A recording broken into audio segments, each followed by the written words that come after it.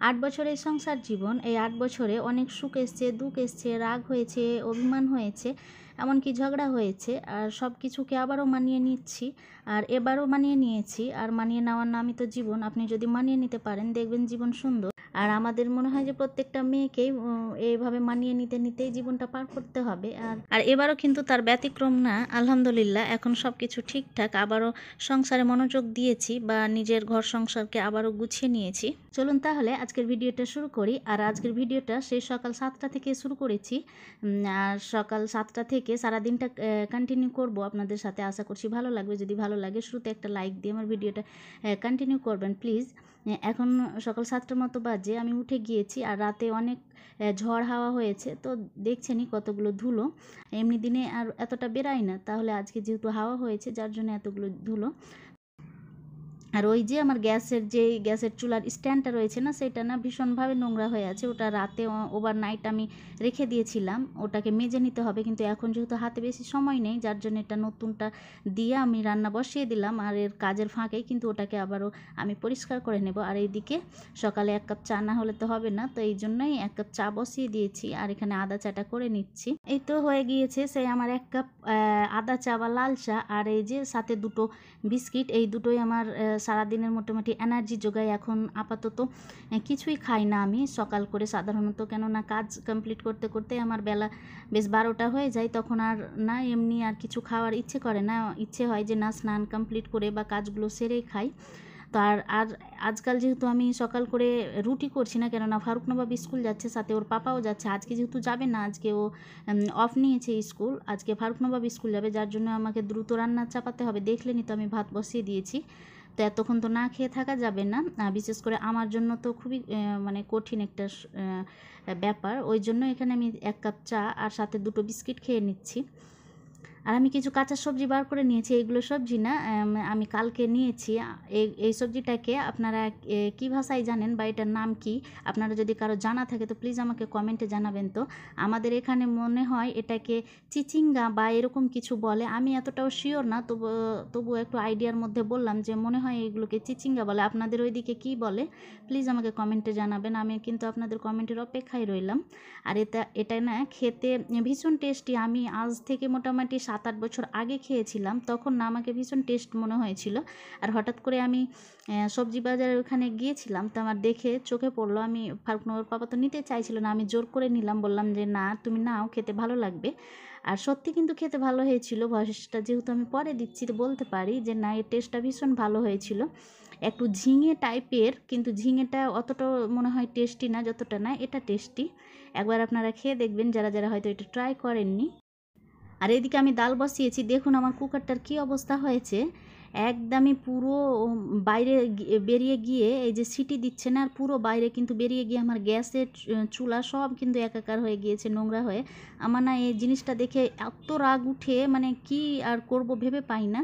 তো এই জিনিসটা না হওয়ার পেছনে একদমই খুব ভালো একটা টেকনিক আপনাদের বলে দেয়। এই যে এভাবে যদি আপনাদের কুকার দিয়ে সিটি বেরানোর টাইমে যদি আপনাদের ডাল বা কোনো কিছু এভাবে বেরিয়ে আসে, আপনারা না একটা স্টিলের চামচ দিয়ে দেবেন এর ভিতরে, একদমই কিন্তু আর সেই জিনিসটা বেরিয়ে আসবে না। আমার না সাথে প্রায় হয়, কিন্তু আমি প্রত্যেক দিনই কিন্তু এভাবে একটা স্টিলের চামচ, চা চামচগুলো এভাবে কুকারের ভিতরে রেখে দেই। তারপরে আমি কুকারে ঢাকনা লাগিয়ে দেই, দেখবেন এক বিন্দু মাত্র কিন্তু এভাবে বাইরে বেরিয়ে আসবে না। এই টেকনিকটা আমি কিন্তু করি, কিন্তু আজ কেন জানি না, তাড়াহুড়োর জন্য না, হঠাৎ করে আমি কুকারের লিডটা লাগিয়ে দিয়েছি বা সিটিটা ঢাকনাটা লাগিয়ে দিয়েছি। পরে থেকে আমার মনে হচ্ছে যে কী কাণ্ড করলাম। তো যাক গিয়ে কিছু করার নেই, হয়ে গিয়েছে, তো এইভাবে আমাকে পরিষ্কার করতে হবে। আপনারা চাইলে এভাবে একবার ট্রাই করে দেখবেন একটুও কিন্তু কুকার থেকে কোনো রকমভাবে বেরিয়ে আসবে না। এদিকে ফারুক নবাবকে তোর পাপা রেডি করিয়ে দিয়েছিল, আর সেও কিন্তু রেডি হয়ে গিয়েছে ছেলেকে রেখে আসার জন্য। আর ওরা বাবা ছেলে বেরিয়ে যাচ্ছিল, ওই মুহূর্তটা একটু ক্যাপচার করেছিলাম আপনাদের সাথে শেয়ার করার জন্য। আর এর মাঝে আমি ঝটপট রান্নাও করে নিয়েছি। রান্না বলতে আমি ভাত, ডাল আর একটা আলু ভাজা, আলু ভর্তা এসবই করেছিলাম। আর ওইগুলো খেয়ে কিন্তু বাবা ছেলে বেরিয়ে গিয়েছে। আর আমার যেটা চিচিঙ্গা রান্না সেটা কিন্তু রয়ে গিয়েছে, ওইটা আর কমপ্লিট করতে পারলাম কোথায়। তো ভাবলাম যে ওরাকে বার করিয়ে দিই, বাবা ছেলে চলে যাবে, তখন আমি ধীর স্থিরভাবে কিন্তু কিন্তু রান্নাগুলো করে নেব কোনো টেনশন ছাড়াই। তো এই যে দেখুন চিচিঙ্গাটা কত সুন্দর, আমি না এখানে বিন্দু পরিমাণ কিন্তু জল দেইনি, আমি একদমই লো ফ্লেমে বা লো আঁচে এই চিচিঙ্গাটা রান্না করে নিয়েছি। এটাতে একদমই কিন্তু জল দেওয়া যাবে না। এই যে চিচিঙ্গার রান্নাটার কোনো আলাদা রকম কোনোভাবে পদ্ধতি বা কোনো রকম অন্য কোনো প্রয়োগ করি না। এটা যেভাবে আমরা আলু ভাজা রান্না করে নেই না, বা আলু ভাজা যে করে নেই তেমনভাবেই কিন্তু করে নিতে হবে। আলু ভাজাতে হয়তো আমরা সিদ্ধর জন্য কিছুটা জল অ্যাড করি, আর এখানে না লো ফ্লেমে আমাদের এই ভাজাটা করে নিতে হবে, একদমই জল অ্যাড করতে হবে না, তখনই কিন্তু এই জিনিসটা না খেতে একদমই সুস্বাদু হবে।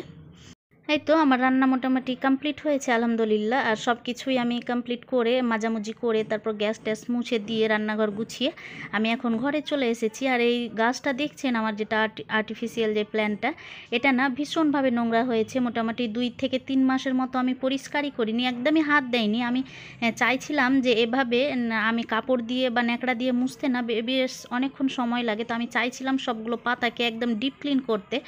ওই জন্যই আমি একটু বেশি নোংরা হওয়ার জন্য রেখেই দিয়েছিলাম যে যখন আমি ডিপ ক্লিন করব তো একটু নোংরা হয়েই যাক, তাতে কি আছে। তো দেখছেনই কী পরিমাণ নোংরা হয়েছে। তো আমি ওইগুলোকে এখন পরিষ্কার করে নেব। আর ডিপ ক্লিনের জন্য কিন্তু আমি সবগুলো পাতাকে এখানে আমি ছুটিয়ে নিয়েছি। এখানে লকের মতো একটু সিস্টেম রয়েছে, আর ওখান থেকে কিন্তু এগুলোকে ছুটানো যায় বা পরিষ্কার করা যায়। কিন্তু এটা না প্রতিনিয়ত কিন্তু করা যাবে না, হয়তো 2 মাস 3 মাস বা 6 মাস পরে একবার হয়তো আমরা এভাবে লকটাকে খুলে নিয়ে এভাবে সার্ফ জলে ডুবিয়ে পরিষ্কার করে নিতে পারি। এটা না 2 মিনিটের মধ্যে কিন্তু পরিষ্কার হয়ে যাবে। আর এমনি আমরা কাপড় বা ন্যাকড়া দিয়ে পরিষ্কার করলে না মুছে ঘষে পরিষ্কার করতে বেশ অনেকটা লম্বা সময়ের ব্যাপার থাকে, আর এত সময় তো সব সময় আর হয়ে ওঠে না। যার জন্যে ভাবলাম যে এভাবে আমি করে নেই, কিন্তু এভাবে বারবার করে নিলে কিন্তু এই যে লকগুলো রয়েছে না সেইগুলো কিন্তু ঢিল হয়ে যাবে, বা কিংবা মাঝে মাঝে না ওখান থেকে হয়তো ছুটে পড়ে যাবে। যার জন্য আমাদের প্রত্যেকবার কিন্তু এভাবে খুলে পরিষ্কার না করার চাইতে ন্যাকড়া দিয়ে বা কাপড় দিয়ে কিছুক্ষণ সময় লাগলেও কিন্তু ওভাবে পরিষ্কার করে নিতে হবে। তাই তো আমি এখানে করে নিচ্ছি সার্ফ জলে। আপনারা দেখছেন আমার না একদমই পরিষ্কার করতে কোনো সমস্যা হচ্ছে না, একটু উপর থেকে শুধু আমি ঘষা দিলে কিন্তু সবগুলো পরিষ্কার হয়ে যাচ্ছে। আর এই আর্টিফিশিয়াল প্ল্যান্টটা অনেক সুন্দর, আর অনেক না আমার ঘরে এক কর্নারে আমি রেখে দেই, ভীষণভাবে আমার ঘরটাকে মানে ও মানিয়ে তুলে বা এত সুন্দর লাগে দেখতে। এই প্ল্যান্টটার জন্যই আমি একবার না বাইরে করেছিলাম, তো ঘরটা না একদমই খালি খালি কেমন টাইপেরই মনে হচ্ছিল, মানে ওইখানে থেকে একটা অভ্যস্ত হয়ে গিয়েছে। চোখে যে সৌন্দর্য সেই জিনিসটা আমাদের ক্যাচ করে গিয়েছে, আর এত খারাপ লাগছিল। তখন আমি আবার কি করলাম যে আবার না ওই গাছটাকে সেম জায়গাতে এনে আবার রেখে দিয়েছি। এখন ভীষণ ভালো লাগে গাছটা। আর এই প্ল্যানটা আমি কোথা থেকে নিয়েছি এটা যদি আপনারা জানতে চান বা কততে নিয়েছি জানতে চান, তো সেটা আমাকে কমেন্টে বলবেন। আমি অবশ্যই আপনাদের কমেন্টে রিপ্লাই করব বা আপনাদের বলে দেব যে আমি এই গাছটা কোন জায়গা থেকে নিয়েছি বা কত প্রাইজে নিয়েছি। যাই হোক, আমার ধোয়াধুয়ি কমপ্লিট হয়েছে। এখন আমি একটু ফ্যানের হাওয়াতে দিয়ে দিচ্ছি, আর 2 মিনিটের মধ্যে কিন্তু শুকিয়ে যাবে। দাঁড়ান, ফ্যানটা আমি অন করে দেই। আর অন করে দিলে কিন্তু হবে না, পাতাগুলো না দেখলাম যে একদমই উড়ে যাচ্ছে বা থাকতে চাইছে না। তো আমি ফ্যানের স্পিডটা একটু কমিয়ে দিলাম। আর আমি এখন স্নানে যাব, স্নানে করে আসার পরে দেখি পাতাগুলোর কি অবস্থা। দেখুন এখন তো স্নান করে চলে এসেছি, আর এসে দেখি যে পাতাগুলো বেশ অনেকটাই শুকিয়ে গিয়েছে। আপনারা হয়তো লক্ষ্য করলে বুঝতে পারবেন, একদমই জল নেই কিন্তু। আর আমার যে বিছানা ভিজে গিয়েছে তাও কিন্তু না।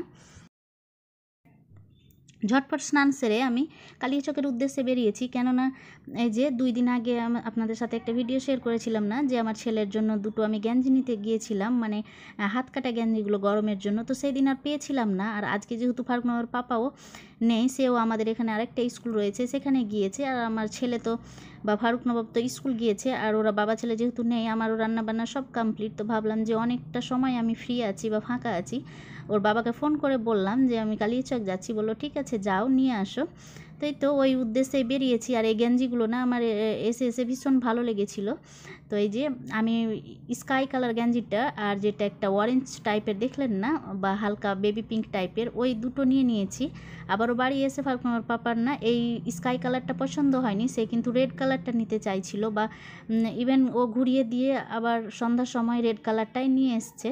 তো এইগুলো গেঞ্জি ফারুক নবাবের জন্য নেওয়া হয়েছে, সাথে দুটো স্যান্ডো গেঞ্জিও নিয়েছি এমনি বাড়িতে পরার জন্য। দেন ওখান থেকে বেরিয়ে আমি একটা মলে ঢুকেছিলাম, সেখানে ছেলের জন্য, ছেলের বাবার জন্য, নিজের জন্য আমি 3টার মতো আইসক্রিম নিয়ে নিয়েছিলাম। এখানে অনেক রকম ফ্লেভার ছিল, ম্যাঙ্গো ছিল, তারপর সিম্পল যেটা মিষ্টি দই সেটা ছিল, সিম্পল মিষ্টি দইটা নিয়ে নিয়েছি। এখানে আমার একটা ফেস ওয়াশও দরকার ছিল, সবগুলো নিয়ে এখন আমি বাড়ির পথে বেরিয়েছি। আর আজকের ভিডিও তাহলে এখানে অবধি থাক, আবারও নতুন কোনো ভিডিওতে আপনাদের সাথে দেখা হবে। ততক্ষণ আল্লাহ হাফিজ, আসসালামু আলাইকুম।